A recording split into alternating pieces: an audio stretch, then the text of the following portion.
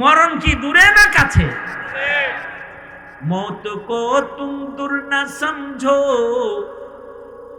मौत को तुम दूर न समझो, मौत है हर दम करीब, तुमको मोहलत ना दिया जाएगी लब हिलाने के लिए, तुमको मोहलत ना दिया जाएगी लब हिलाने के लिए। আজরাইল যখন আয়া পড়বো তখন কইবা ছবি নামাই দিছি ফেরেশতা আহেন, কাজ হবে না, কাজ হবে না, লাভ হেলানের সুযোগ দেওয়া হবে। ইদা জা আজালুহুম লা ইস্তাখিরুনা সাআতাও ওয়া লা ইস্তাকদিমুন, ধরে ফেলবে এসে।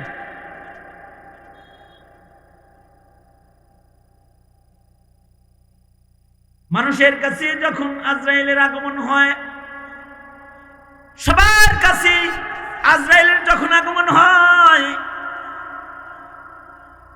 আজরাইল আইসা গেলে সর্বপ্রথম আজরাইলের সাথে কাঁধের ফিরিস্তাদের সালাম মুসাফা হয়।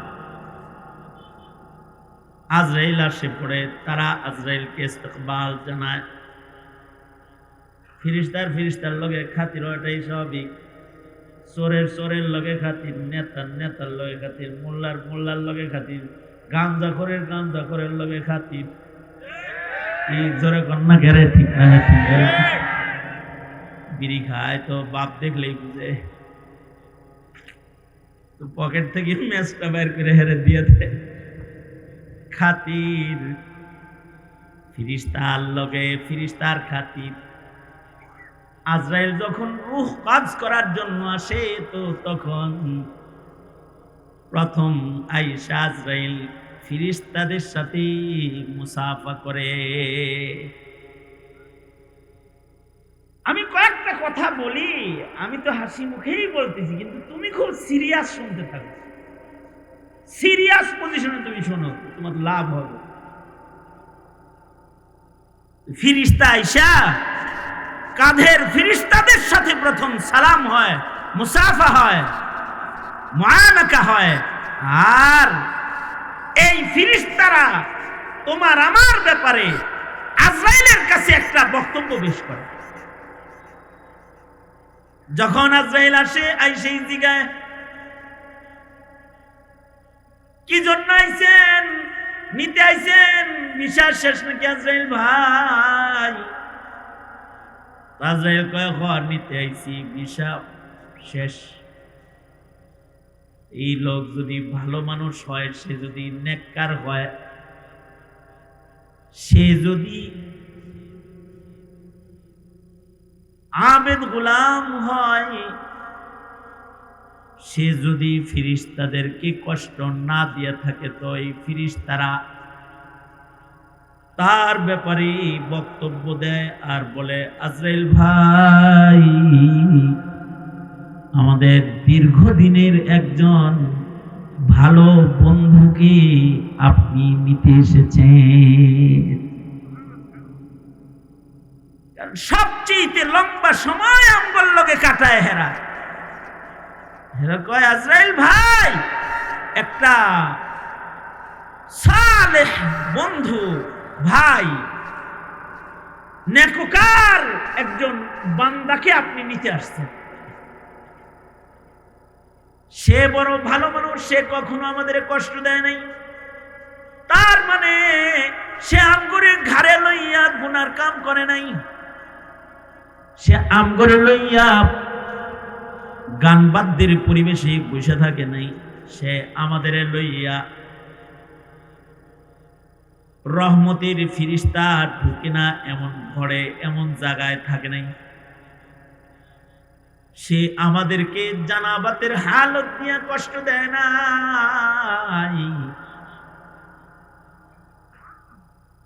সে তার হায়াতের মূল্যবান সময়কে বড্ড হিসাব নিকাশ করে ইবাদতের ভেতরে কাটাইছি।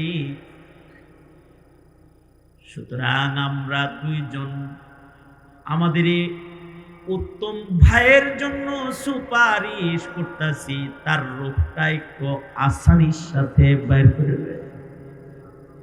আজকের দিনে আমরা একজন ভালো বন্ধুর বিচ্ছেদ যন্ত্রণায় পড়ে যাচ্ছি। এইটা এই কিরামান কাতিবিনের বক্তব্য হয়। আর তখন আজরাইল এই মানুষটার সাথে বড্ড সুন্দর একটা আচরণ করে। তখন আজরাইল এই লোকটাকে বলতে থাকে, তার সামনে দাঁড়ায় তারে কোনো কষ্ট দেয় না, তার রূহের উপরে সালাম দেয় আর বলে, উখরুজ আইয়ুহার রূহুত তাইয়্যিব, এই পবিত্র রূহ এই খাঁচায় যে আসো, বেরো। উখরুজ ইলার রাউহি ওয়ার রাইহান, উখরুজ ইলা জান্নাতিন নাঈম, আল্লাহর জান্নাতের বাগানের দিকে বেরিয়ে আসো। আজকের দিন তোমার জীবনের সবচেয়ে ভালো দিন। তোমার জীবনে যত দিন তুমি অতিক্রম করেছো, আজকের মৃত্যুর দিবসটা তোমার জিন্দেগির সবচেয়ে উত্তম দিবস। আজকে তুমি তোমার খালেকের মুলাকাত পাবে। আজকে তুমি তোমার আসল ঠিকানা জান্নাতে যাবে।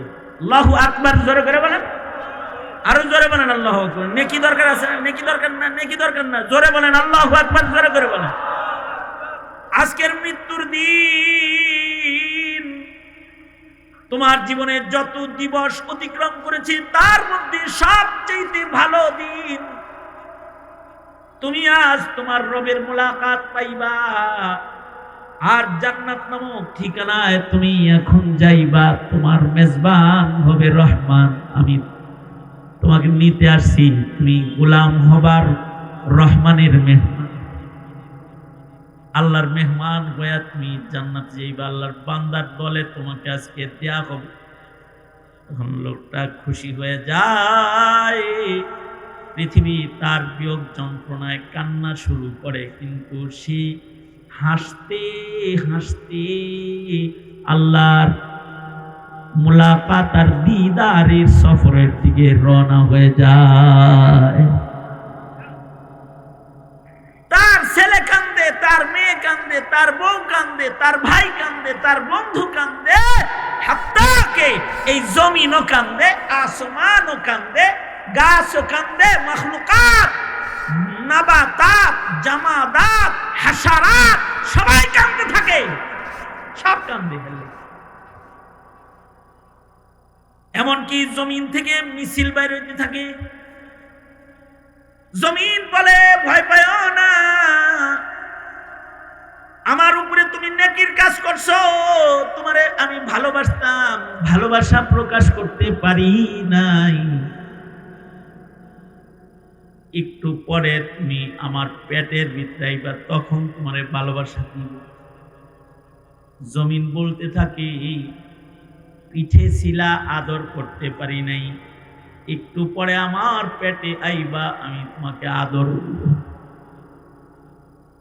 এই মানুষটাকে যখন তার লাহাদার কবরের মধ্যে নামায় দেয়া হয়, লোকে দেখে কবরের ঘর 3.5 হাত ঘর, কিন্তু এই নেককার মানুষটার জন্য তার কবরের ঘরটা আসমান জমিনের ফাঁকা জায়গার চেয়ে বেশি প্রশস্ত হইয়া জান্নাত পর্যন্ত খিড়কি খুলে যায়।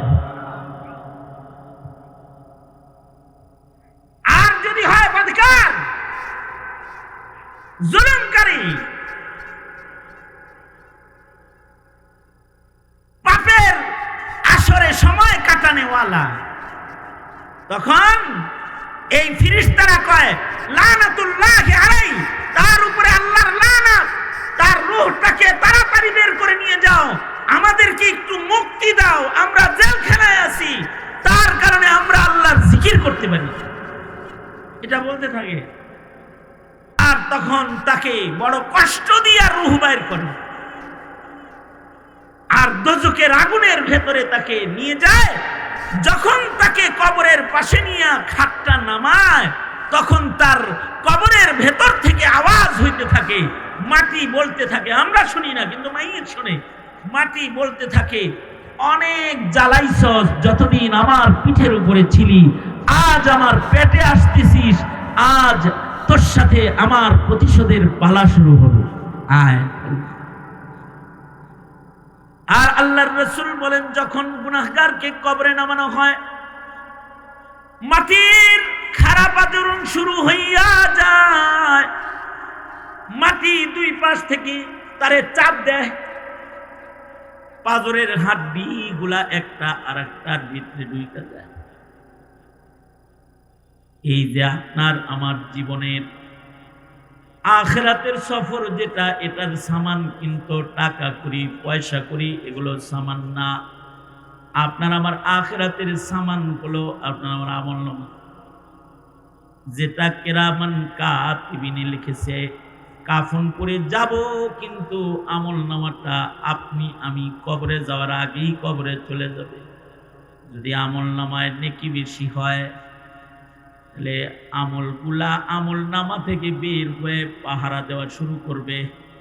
ডান পাশে নামাজ, বাম পাশে রোজা, মাথার কাছে কোরআন, পায়ের কাছে হাসানাত পাহারা দিবে।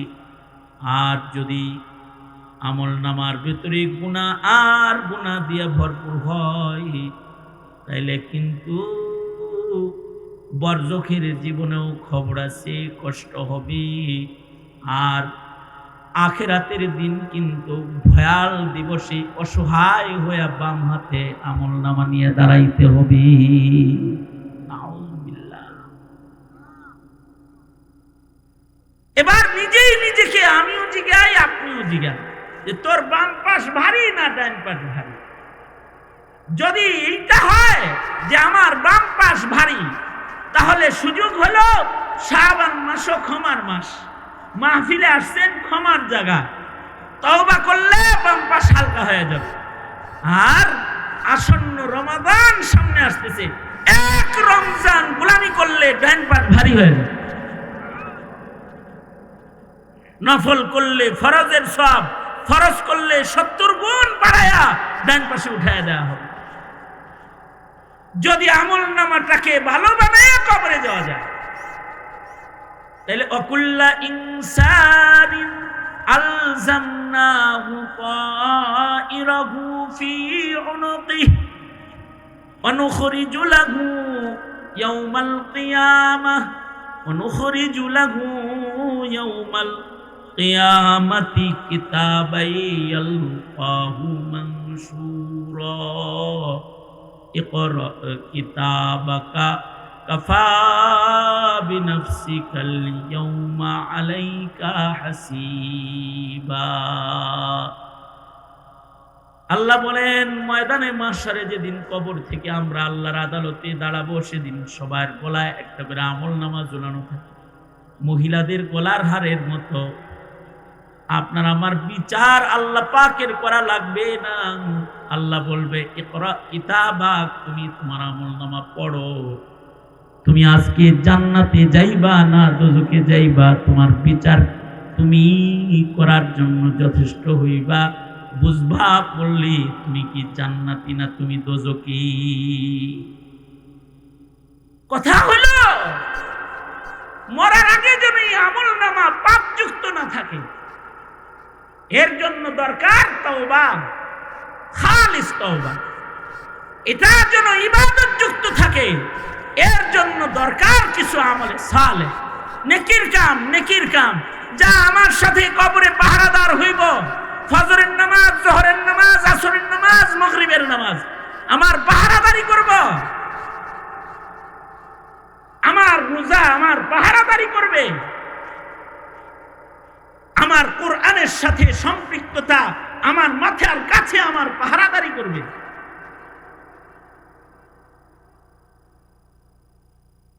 দুনিয়ার জীবন নিরাপদ বানাইলাম, কেসি গেট বানাইলাম, বিল্ডিং বানাইলাম, চোর ঢুকতে না পারে ভালো তালা লাগাইলাম, আসল জগৎ যেটা আমার একার শান্তি আর অশান্তির জায়গা, এই জায়গার জন্য কয়টা গেট বানাইছি, কয়টা তালা বানাইছি, কতগুলো পাহারাদার আমি প্রস্তুত করেছি। আল্লাহর রাসূল বলেন, দুনিয়া মাজরাআতুল আখিরাহ, দুনিয়া হলো আখিরাতের ওই সম্বলগুলা উপার্জন করার জায়গা। আল কাইয়িসু মান দানা নাফসাহু ওয়া আমিলা লিমা বাদাল মাউত। আল্লাহর রাসূল বলেন, চালাক চতুর হলো সে যে আখিরাতের সম্বল উপার্জন করে কবরে চলে যায়। অনেকে চিন্তা করতেছে 12 তারিখে দেখুন কে হাসে কে কান্দে, না, পরের হাসি কান্না পরে দেখো। চিন্তা করো, আজকে এখন আজরাইল তোমার কাছে আসলে তুমি হাসবা নাকি কাঁদবা? চক্ষু বন্ধ করে একটু চিন্তা করা চাই। এখন যদি আজরাইল আসে তো আমার জীবনে কি হাসি নাকি কান্না, এইটা চিন্তা করা দরকার সবাই। বাস এই চিন্তাটাই যদি কারোর ভেতরে ঢুকে যায়, সে সফল কাম হয়ে গেল। আর ওই চিন্তা নিয়ে যদি এক রমজান সাধনা করা যায়, তো একটা রমজান জীবনের সব গুনাহ মাফ করানোর জন্য যথেষ্ট, একটা রমাদান জান্নাতে যাওয়ার জন্য যথেষ্ট। একটা রমজানই যথেষ্ট। খোদার শুকর, রমজান কাছে চলে এসেছে। বিষয়টা যেন এমন না হয় যে রমজানের একটা ঘন্টা আমরা নষ্ট করছি, এরকম যেন না হয়। আসুন আমরা আমাদের রমজানকে কাজে লাগাই। আমিন বলেন, জোরে আওয়াজ করে বলেন আমিন। ইনশাআল্লাহ রমজান কাজে লাগাবো, ইনশাআল্লাহ জোরে করে বলেন। আর আমল নামাকে ভারী করবো ইনশাআল্লাহ। গুনাহ মাফ করাইবার মেহনত করব। এই ফেরেশতারা আমাদের শরীরের উপরে ভর করে আমাদের ডান কাঁধে বাম কাঁধে থাকে না, তারা দূরে অবস্থান করে, কিন্তু এরপরেও তারা আমাদেরকে সার্বক্ষণিক নজরদারি করে দেখতে থাকে যে আমরা কি করি। আল্লাহ বলেন, কিরামান কাতিবিন ইয়ালামুনা মা তাফআলুন। দুইজন সম্মানিত ফেরেশতা যারা তোমাদের দুই কাঁধে আছে। ইয়ালামুনা মা তাফআলুন, তোমরা যা করো সব তারা জানে। ভালো করলেও জানে, মন্দ করলেও জানে, ইবাদত করলেও জানে, গুনাহ করলেও জানে। সার্বক্ষণিক সাথে আছে তারা। তবে কিছু কিছু সময় তারা জানে, কিন্তু আমাদের ডান কাঁধে বাম কাঁধে থাকে না, এমনি আমাদের কাঁধে আছে। যেমন এখন এখানে বসা আছি, আমাদের ডান কাঁধে বাম কাঁধে দুই ফেরেশতা আছে। কে বলেছেন? আল্লাহ পাক খবর দিয়েছেন। কাতিবিন দুইজন সাথে আছে। নবীজি বলেছে, ডান কাঁধে যিনি তিনি নেকি লেখে, বাম কাঁধে যিনি তিনি গুনাহ লেখে। এই দুইজন সাথে আছে। এখন এখানে বসে আছি, এখানেও আছে, ঘরে আছি, ঘরেও আছে, মসজিদে আছি, মসজিদেও আছে, বাজারে গেছি, তাও আছে, যেখানে গেছি সেখানে তারা আমাদের সাথে আছে। কিন্তু দুইটার সময় এই ফেরেশতারা আমাদের দেহের সাথে অবস্থান করে না, একটু দূরে অবস্থান করে। দুই সময়, একটা সময় হলো যখন আমরা টয়লেটে বাথরুমের মধ্যে প্রবেশ করি, ওরা আমাদের সাথে বাথরুমে যায় না, কারণ বাথরুম এটা নাপাক জায়গা, এটা কোনো ফেরেশতার ঢোকার জায়গা না। তবে বাথরুমের ভেতরে মানুষের সাথে কারা যায়? শয়তান যায়, খবিস খান্নাস জিন্নাতরা থাকে।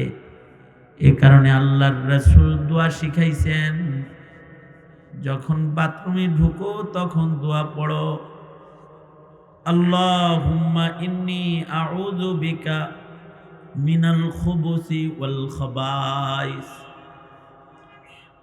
হে আল্লাহ, আপনার কাছে খবিস খন্নাস জিন্নাত শয়তান থেকে আপনার কাছে পানাহ চাই। এই দোয়া বইটা ভিতরে ঢুকতে হয়।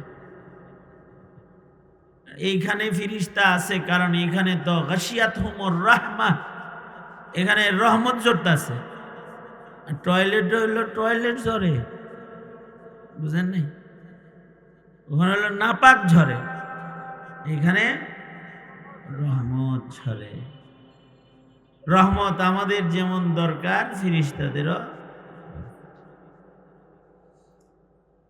কিন্তু টয়লেটে তো বাথরুম নাপাক, এ কারণে ওখানে থাকে যে সেও নাপাক, শয়তান থাকে। এ কারণে টয়লেটে ঢুকে যদি বেশি সময় থাকে তাহলে এই ফিরিস্তাদের কষ্ট হয়। কিন্তু ওয়াজ মাহফিলে ঢুকে লম্বা সময় থাকলে ওরা খুশি হয়।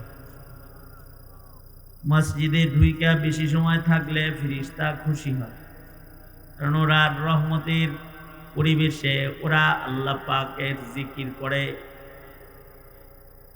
নাহনু নুসাব্বিহু বিহামদিকা ওয়া নুকদ্দিসু লাক, তারা আল্লাহ পাকের তাসবিহ পড়ে, জিকির করে।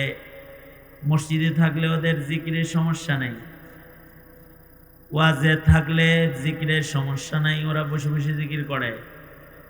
কিন্তু টয়লেটে জিকির করা যায়, এই কারণে টয়লেটে গেলে ওদের সমস্যা হয়, ওরা দূরে দূরে থাকে। এই কারণেই নবীজির তালিম হইল নেকির পরিবেশে সবার আগে যাও, সবার পরে বেরো।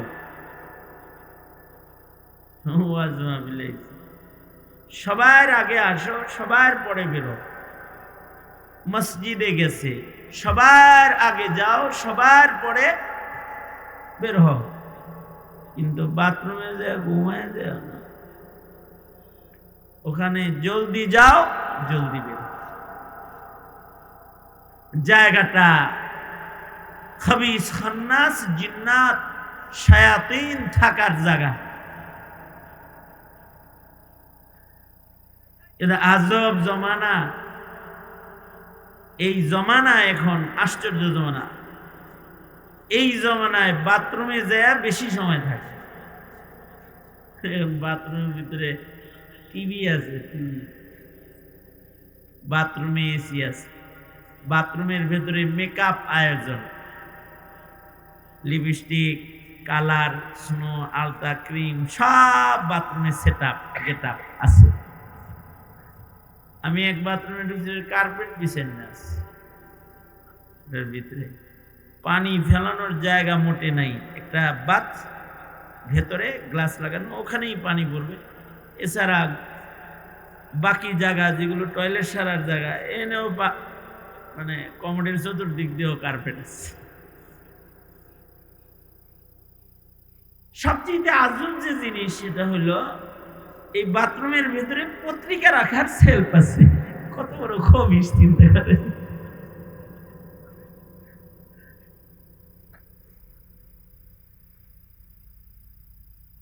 অথচ ওই অজুখানা যেটা আটকেন না, যেখানে পানি পড়বে, ওখানেও, ওটা তো গোসলখানার সময়, ওইখানেও আল্লাহর নাম নেওয়া যাবে, দোয়া পড়া যাবে। কিন্তু এই জায়গা যেটা খোলা জায়গা বাথরুম, পুরাটার ভিতরে জিকির করা নিষেধ।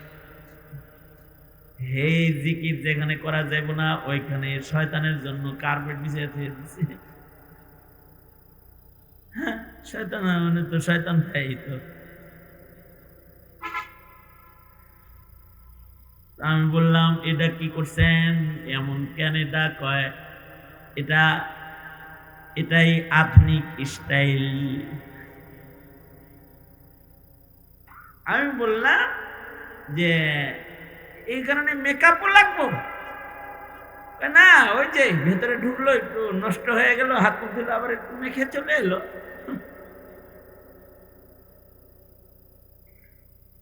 বাথরুমে ঢুকলে বাইরে বেরোয় না। বললাম না, এটা গলত তরিকা। ড্রেসিং রুম আলাদা আর একটা করেন, যেখানে ড্রেসিং করবে।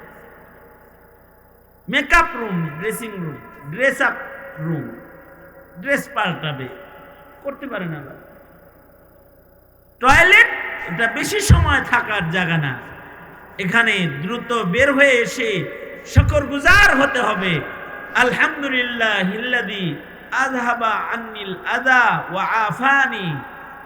ওই মালিকের শুকর যিনি আমার পেটের বস্তা নাপাকটা বের করে দিছে আর আমাকে নিরাপদে খান্নাসদের পরিবেশ থেকে বের করে আনছে। দোয়া পড়তে, দোয়া পড়বো কালমাই তো পড়া জানে, কালমা পড়া যে জানে জানে না এত দোয়া পারবো।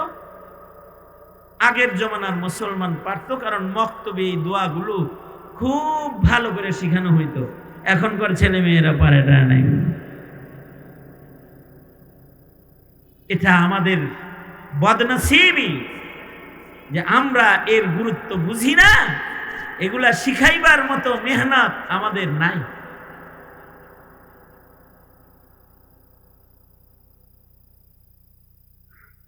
যাই হোক, এই বিষয়ে অত আলাপ না করি। তো বাথরুমে ফিরিস্তার সাথে যায়। আর একটা সময় হলো যখন হালতে জানাবাত, বদন নাপাক, এ সময় কাঁধের ফিরিস্তারা সাথে থাকে না। অর্থাৎ যখন গোসল ফরজ হয়ে যায়, স্বামী স্ত্রী একসাথে ছিল, গোসল ফরজ হয়ে গেছে, হালতে জানাবাতে ফিরিস্তা তাগল লগে নাই, আলাদা। ফিরিস্তারা তখন বলতে থাকে যে তাড়াতাড়ি পাক হ, আমাদের জায়গায় যাওয়ার মতো সুযোগ দে। খবিস ওই সকল লোক যারা রাত 11টা 12টায় গোসল ফরজ হয়েছে, পরের দিন দুপুর বেলায় যায় গোসল করছে, 12 ঘন্টা নাপাক, এ 12-15 ঘন্টা তার কাঁধের ফিরিস্তা তারপরে লানত করে। নাউজুবিল্লাহ। আগামীকাল রাগ হইছে, গালি তেরা তেরা করে, তেরা কোন সব সোজা সুজা কইব। কিছু যুবক আছে, ওদের স্বপ্ন দোষ হইছে গত রাত্রে, আর গোসল করছে দুপুর বেলায়। 12 ঘন্টা যে নাপাক রইলি, শরমের কিছু নাই। তোর বদন নাপাক হয়েছে, গোসল করেছে। এইটাই ইসলাম, এইটাই দিন, এইটাই আল্লাহ পাকের বিধান। শরমের কি আছে?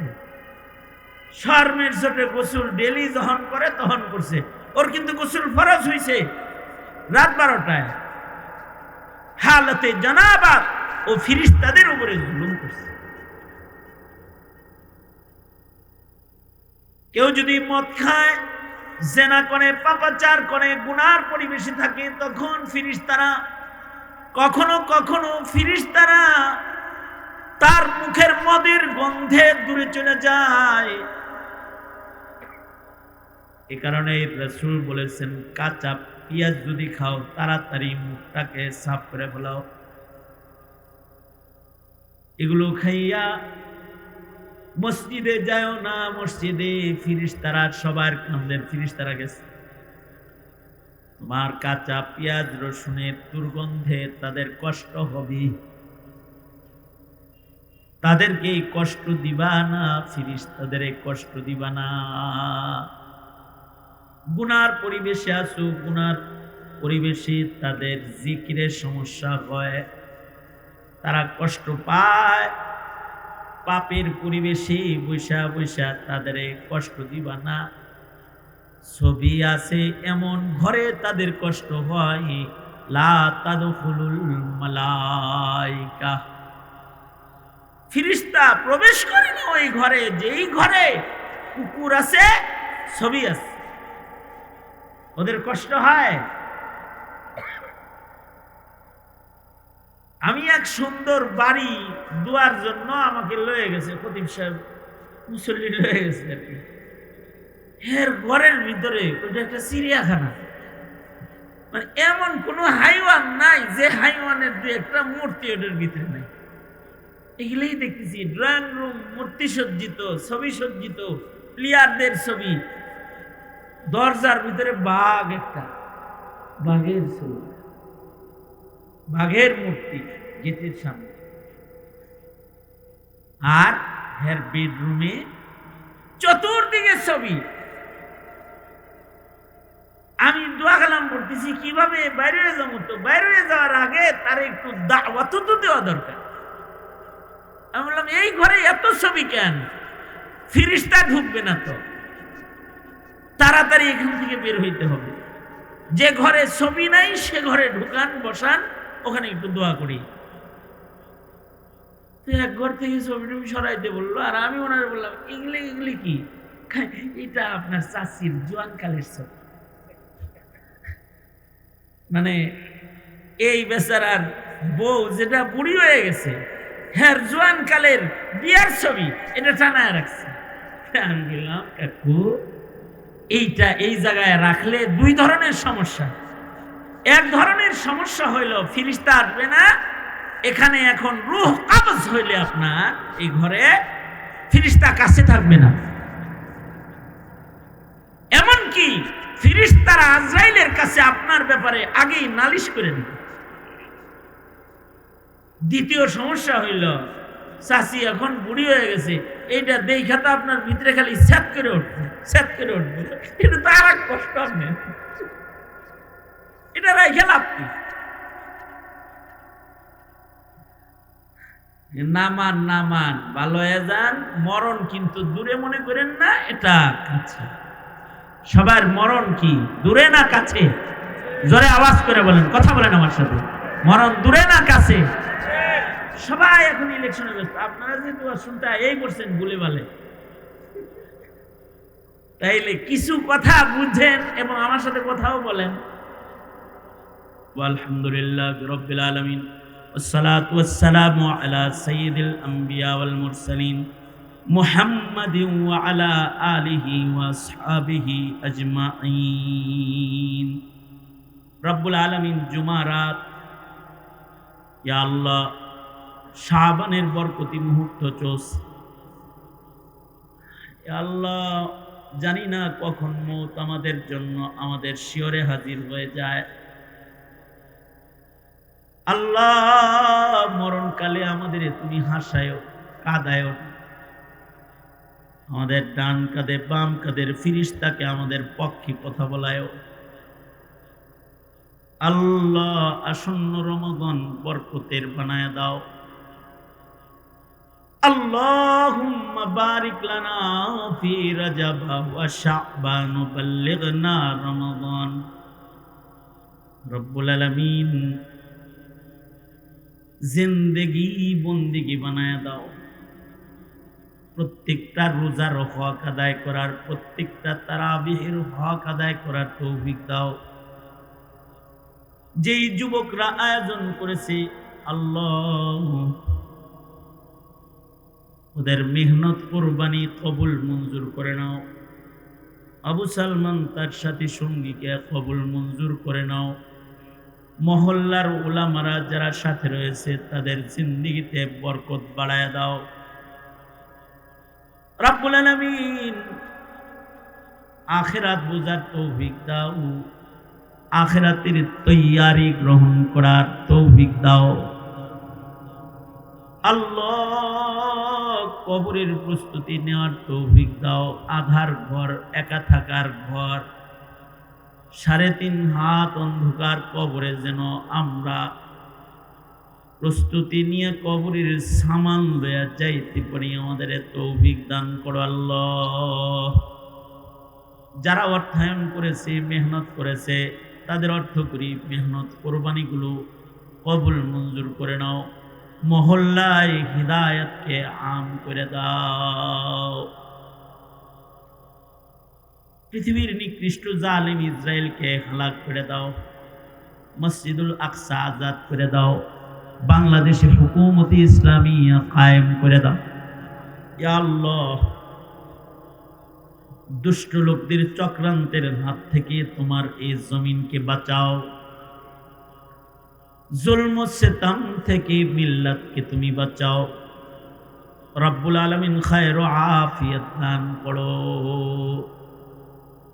আল্লাহুম্মা ইন্না নাসআলুকাল জান্নাতা ওয়া রিযাকা ওয়া নাউযু বিকা মিনান নার।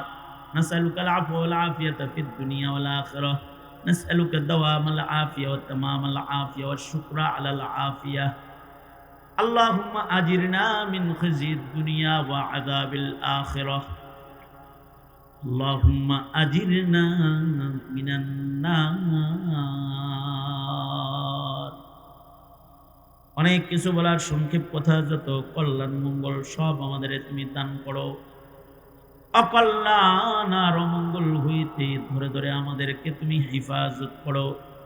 সুবহানা রাব্বিকা রাব্বিল ইজ্জাতি আম্মা ইয়াসিফুন ওয়া সালামুন আলাল মুরসালিন ওয়ালহামদুলিল্লাহি রাব্বিল আলামিন।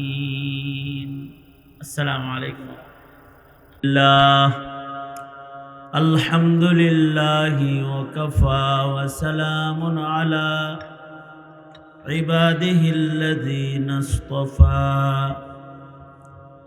আম্মা বা'দু ফাআউযু বিল্লাহি মিনাশ শাইতানির রাজীম। বিসমিল্লাহির রহমানির রহিম।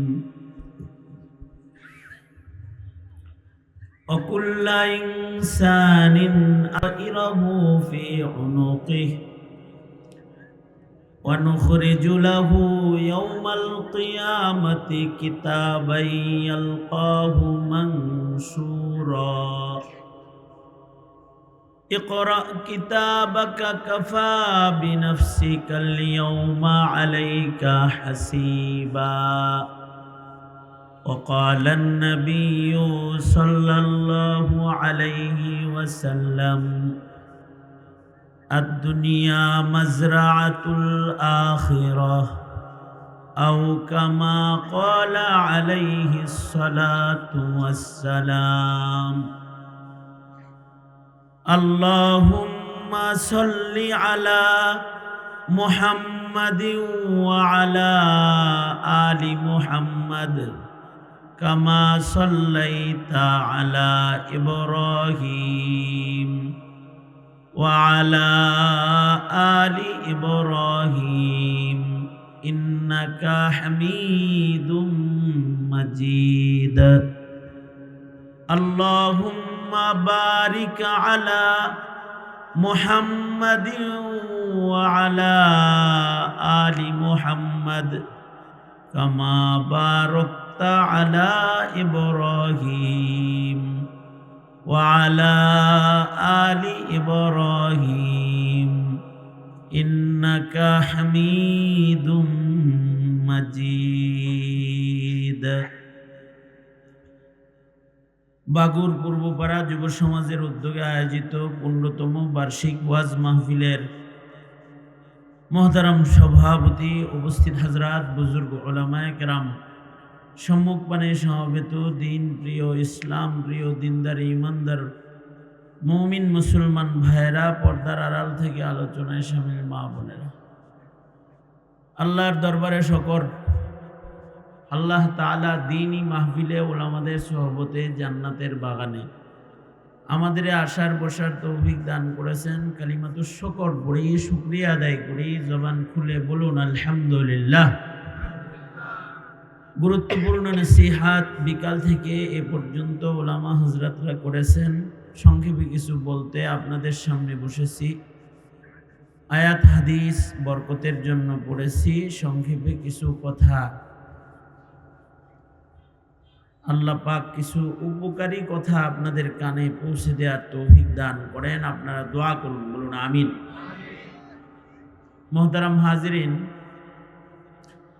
আমাদের জীবনে আমরা সবচেয়ে বেশি সময় কাটাই, সবচেয়ে বেশি সময় কিন্তু আমরা মা বাবার সাথে কাটাই না। সবচেয়ে বেশি সময় আমরা ভাইয়ের সাথে ভাই কাটায় না, বন্ধুর সাথে সবচেয়ে বেশি সময় কাটে না। সবচেয়ে বেশি সময় আমাদের কাটে আমাদের ডান কাঁধে বাম কাঁধে দুইজন সম্মানিত ফিরিস্তা আছে, তাদের সাথে আমাদের সবচেয়ে লম্বা সময় কাটে।